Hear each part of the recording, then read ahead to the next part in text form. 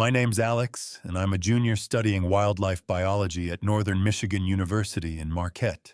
Yesterday in class, someone cracked a joke about the Michigan Dogman, and everyone laughed. Everyone except me. The moment the word left his mouth, something old and heavy shifted in my mind. Like a door I'd been leaning against suddenly swung open.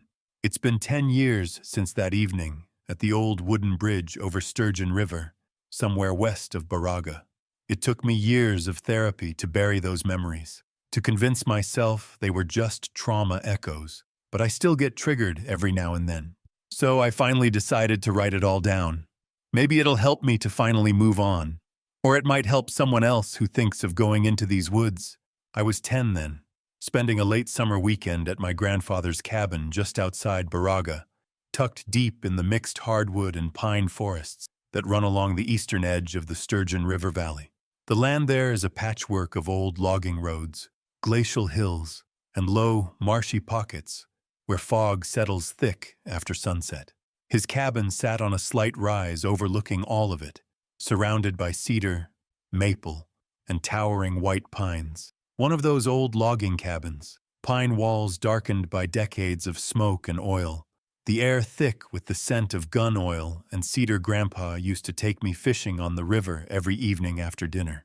He said it was the best way to teach a boy patience, sitting quietly, listening to the water talk. He was an old-school Youper, Vietnam vet, hard man to impress, the kind who fixed his own roof and sharpened his knives by hand.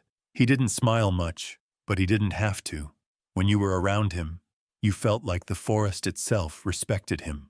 We always went out before sunset, when the mosquitoes settled and the air cooled just enough to breathe. That evening, the fog came early. The air hung thick over the river like breath on glass, and Grandpa said we'd better pack up before it got too thick to see our way back. But I lingered behind, curious as always, drawn toward an old bridge downstream, the one he told me not to go near. He said it wasn't safe being a stupid little boy. Of course, I had to check it out. He was tying down the tackle box when I slipped away. I remember how the river sounded, slow and muffled by fog, the smell of wet pine needles, the faint trace of decay somewhere nearby. The bridge was maybe 200 yards from the bend, half collapsed and covered in moss. The boards creaked under my boots, and I leaned over the edge to look down. What I saw first didn't make sense. An ugly pile of bones tangled in driftwood, ribs, skulls, and antlers mixed together. Deer, mostly. But then I saw a scrap of fabric caught on a root, a red plaid shirt. I leaned closer. The water below was barely moving, black as oil. That's when I heard something. Slow, heavy, steps slapping through the shallows, each one spaced like something large was testing its balance, closing in with purpose. I froze, staring into the fog. At first I thought it was my grandfather. I whispered, "Grandpa?" But what answered wasn't a voice. It was a low, dragging sound, half growl, half groan, so deep it felt like someone pressing a vibrating tuning fork against my sternum. The fog around me seemed to pulse with it. Something splashed once in the shallows, then went still, as if whatever was out there had frozen mid-step to listen. My hands were shaking so badly I could hear the wood railing tapping under my fingers. For a moment, nothing moved, just that slow, damp exhale curling out of the mist. Then the fog shifted, and I saw more details. It came out of the fog on the far bank, just enough for me to piece out its shape. Tall, upright, with broad shoulders and a head that looked wrong. I thought it was a bear standing up at first, until it tilted its head. The movement was more human than animal. The light was fading fast, but I could see the fur clinging wetly to its chest, see the muscles flex when it shifted its weight. I remember the smell before anything else, musky and sour, like wet dog and meat left in the sun. My hands gripped the bridge rail until my knuckles went white. Every instinct I had screamed at me to run, to bolt back up the path toward my grandfather, but I couldn't. This thing stood between us, blocking the only way off the bridge. If I ran, I'd have to pass within arm's reach of it. The realization sank into me like a stone. There was no escape, so I stayed frozen, barely breathing, praying it wouldn't decide to close the rest of the distance. It didn't move for a while, just breathed and turned its head from side to side. I could hear it from where I stood, maybe 30 feet away, each exhale a deep rumble. Then, slowly, it stepped forward into the shallows. The water barely reached its knees. I saw its arms, longer than a man's, ending in clawed hands. It leaned forward, nostrils flaring, like it was smelling me. Up close, its head was the worst part, the thing that froze my heart solid. It wasn't shaped like a wolf's, not exactly. The muzzle was shorter, the jaw wider, like a man's skull stretched forward just enough to look wrong. Its fur was slick and clumped, revealing patches of dark, leathery skin beneath. But the eyes were the part that struck something ancient in me. They were set too deep, too intelligent, catching what little light filtered through the fog in a way that made them look almost wet, almost reflective, too focused, too aware for any animal I'd ever seen. When it lifted its lip, I saw teeth meant for tearing, not chewing. Long canines jutting at uneven lengths, one chipped, another slightly twisted inward. And then I noticed something worse. A fifth canine was forcing its way up from the lower jaw, growing at an unnatural angle, pointing inward toward the tongue instead of straight up, like the other four. The whole arrangement looked painful, raw, like the mouth of something still changing, still becoming, yet somehow capable of shaping a snarl that sounded almost like a sentence. Something primal hit me then. Fear so pure, it was like my body stopped belonging to me. I tried to yell for my grandfather, but my throat locked up, the thing's head tilted again, and for a heartbeat, I swear it looked curious, like it recognized what I was. Then everything snapped at once. A gunshot cracked through the fog. The sound was so loud, it rattled the bridge boards under my feet. I dropped to my knees and covered my ears. The creature jerked back, twisting to the side. I was still able to hear it snarl, deep, angry, almost human. Another shot followed, closer this time. "Get up here!" Grandpa's voice cut through the ringing in my ears. He was running down the path toward the bridge, his old 30-06 raised. "Move, damn it!" I stumbled backward, my shoes slipping on wet wood. The creature hadn't run. It crouched in the shallows, clutching its side. I could see the blood in the water, dark against the current.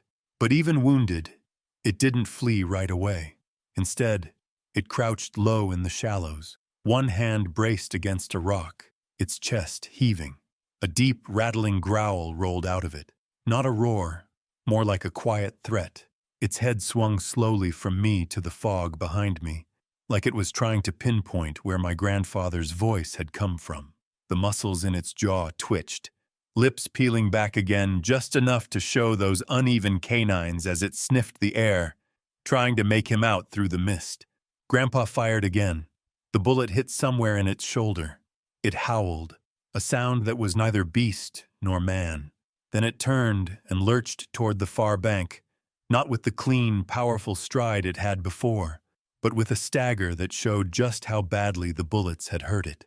Its left arm hung stiff at its side, and each step sent a spray of dark blood across the mud. It tried to leap, slipped once in the wet grass, then scrambled up on all fours, panting hard, claws tearing into the bank for traction. Only then did it manage to haul itself over the edge and disappear into the fog, leaving a ragged trail of blood and broken reeds behind. The trees shook as it passed, and then there was nothing but the river again. Grandpa grabbed my arm so hard it left bruises. "Don't look back," he said. "Don't say a damn word." He half-dragged me up the hill toward the truck, his breathing harsh and uneven. I could tell he was scared, though he'd never admit it. When we got to the cabin, he locked the door, shut the curtains, and poured himself a double shot of whiskey before sitting down at the table. He didn't speak for a long time. Grandpa and I sat in silence for a long time. The old cabin felt smaller than usual, like the walls were listening. He hadn't even taken off his boots, just sat hunched forward at the kitchen table, elbows on his knees, staring at the floor as if the wood grain held answers. I sat across from him, hands wrapped around a cup of cocoa he'd made without looking at me. My heartbeat was still in my throat. Every time the wind pushed against the cabin siding, I jumped. Eventually, Grandpa took a long, shaky breath and rubbed his palms over his face when he finally spoke. His voice was lower than I'd ever heard it. "Alex, that wasn't the first time I've seen one of those things." I didn't know what to say. I just stared at him, waiting. He looked tired, older than I'd ever seen him. As if the fog from the river had followed us home and settled inside him, he continued. "People call them dogmen now. Back then, when I was your age, nobody had a name that stuck, but they've been around a long time, longer than you think." He leaned back, exhaled slowly, and his eyes drifted to the window as if he expected the creature to be standing there. "It was the summer of '61, he said. "I was 13, and for 3 whole months this place was different. Folks wouldn't say it straight out, but everyone was on edge. Livestock went missing, campsites were found torn up. Hunters found deer half-eaten in ways no bear or wolf would do. Rumors started. People whispered about a monster in the woods." He paused, swallowing hard. "My friends and I, well, we were stupid. Kids hear monster, they don't get scared. They get curious." I could picture him then, young, confident, probably just as reckless as I'd been walking onto that bridge. "There were 4 of us," he said. "Me, Jimmy, Pete, and a girl named Marcy. I liked her. She didn't know, or maybe she did. Girls always seem to know." His mouth tightened into a sad smile. "One night, sometime in August, we got the bright idea to go out into the woods to look for the monster.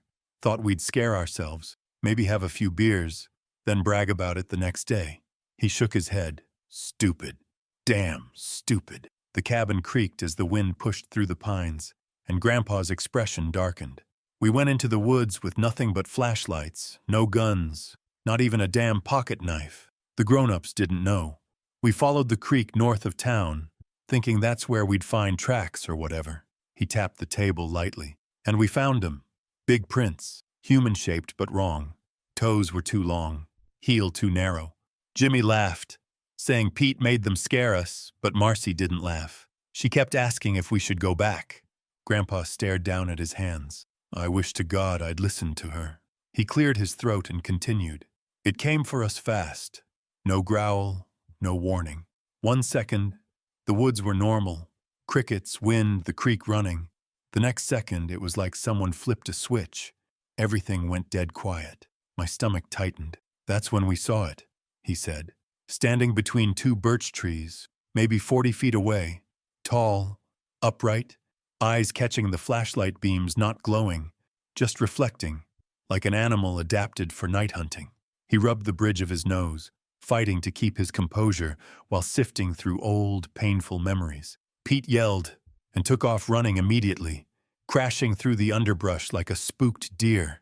Jimmy panicked and bolted after him, their flashlight beams jerking wildly between the trees.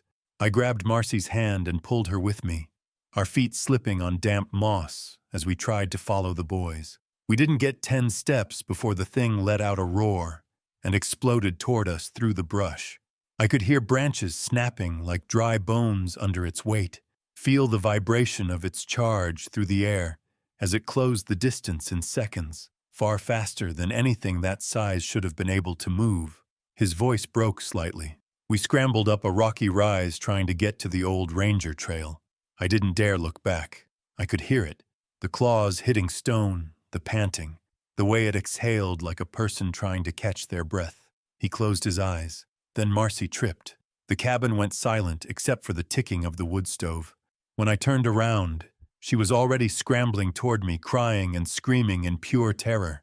She clawed at the ground, trying to get her footing, reaching for my shirt with shaking hands. Her flashlight slipped into the leaves as she tried to pull herself upright, sobbing my name as she fought to reach me. Grandpa's voice cracked as he continued. I took 1 step back toward her, extending my hand, trying to reach her, but the thing was already on her. I saw its hand, those long fingers, those claws, wrap around her ankle. She kept screaming my name, tried desperately to grab my hand, but it yanked her so hard her fingers slipped right off mine. Grandpa swallowed, jaw trembling. Alex. It was so close I could feel its hot breath on my skin. I could hear every inhale, every wet rasp, like its lungs were working through meat instead of air. And there was this stink coming off it. That same foul, sickly sweet rot we smelled on the bridge. It hit me so hard I nearly doubled over despite everything else going on in that moment.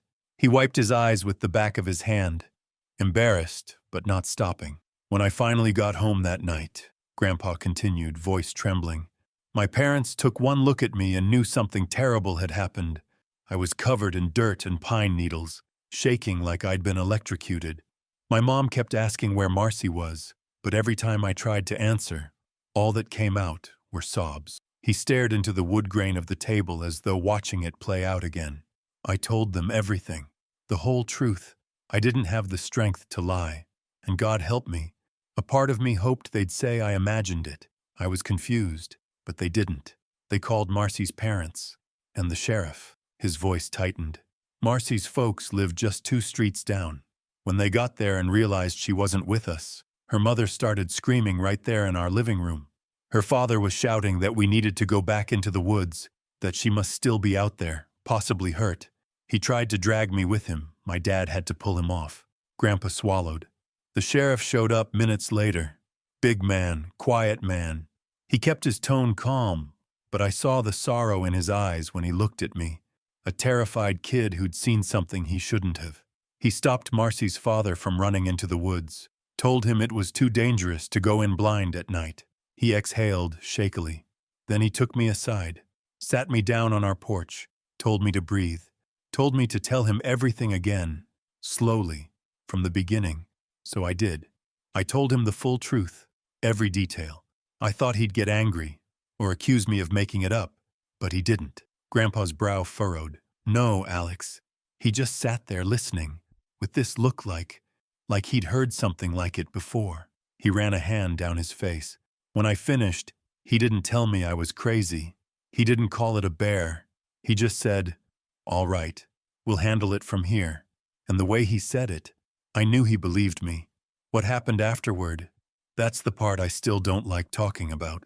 Grandpa's voice dropped even lower as he continued. The sheriff didn't waste time. He radioed the local rangers and a couple of deputies, and within an hour, they had trucks warming up outside. The plan was simple. Go in with lights, guns, and enough men to scare off whatever was out there. My parents wanted me to stay home, but the sheriff insisted on speaking to me once more before heading out. Wanted to make sure he knew exactly where it happened. Grandpa rubbed his wrists as if remembering the cold porch rail that night. I could barely stand on my own. My dad had to hold me upright so I could point out where we'd been after that. The sheriff said, "That's enough, son," and told them to get me inside. They left in a convoy. 5 trucks, spotlights, rifles, even a couple of flare guns. It was the first time I'd ever seen adults look scared. I stayed quiet, letting him talk. The search lasted all night, he said. I didn't sleep. Hell, none of us did. Marcy's parents sat in our kitchen with mine. Her mother kept rocking in her chair, whispering prayers. He swallowed hard. They didn't find her that night. Just more tracks. Those same long, twisted prints.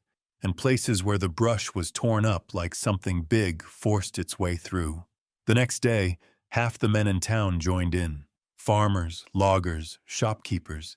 People who'd known Marcy since she was in diapers. They spread out in small groups, covering miles of forest. My whole world felt like it was holding its breath. Grandpa's eyes glossed over as he stared at the cabin wall.